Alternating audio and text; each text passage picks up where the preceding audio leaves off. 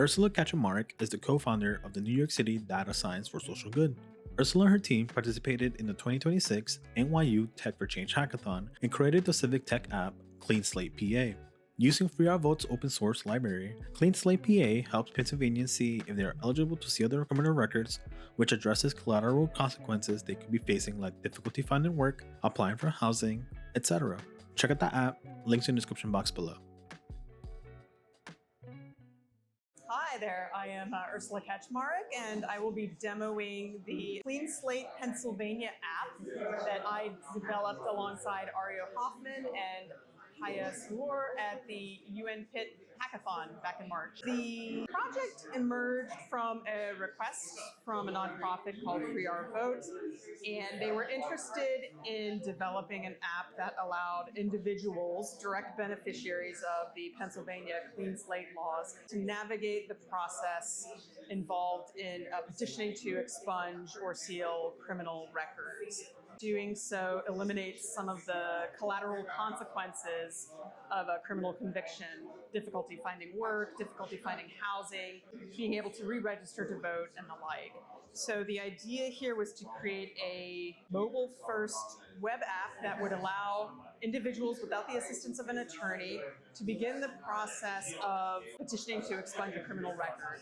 The app itself is driven by a Python library that came to us courtesy of Free Our Vote, and that Python library queries the Pennsylvania state court case system. So based on name and date of birth, the app allows the individual to determine whether or not they have a case that is eligible for expungement or eligible to be sealed. The statute itself has a number of different provisions, so every case is going to be unique, and depending on the nature of the criminal violation and the time that has elapsed since the conviction, that logic is baked into the app to allow for refined an answer as possible in terms of eligibility. Right now, the app is hosted at cleanslatepA.up.railway.app, and it begins with a process that involves entering the first name, and I'll use some mock data here. One of the challenges we faced when developing the app, we wanted to make sure that the search process was robust. So in terms of like diacritics that may appear in names, or for example, two surnames, or a hyphen that may appear in a surname.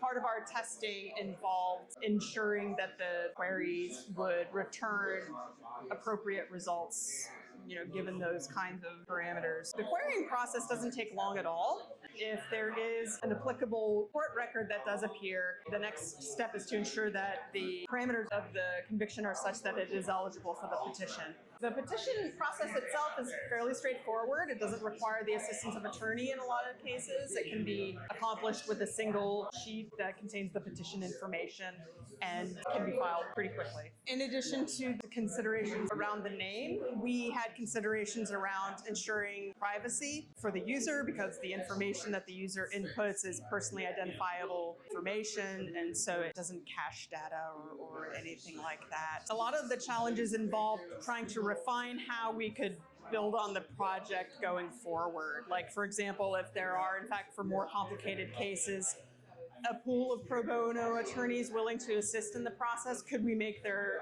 information available to the individual users? Because again, the app is aimed at the beneficiaries of the Clean Slate process, not necessarily somebody with a legal background or experience handling these kinds of cases to begin with. I would encourage people to visit the website of our partner. It's freeourvote.org. And they have a method for getting involved that is available on their website.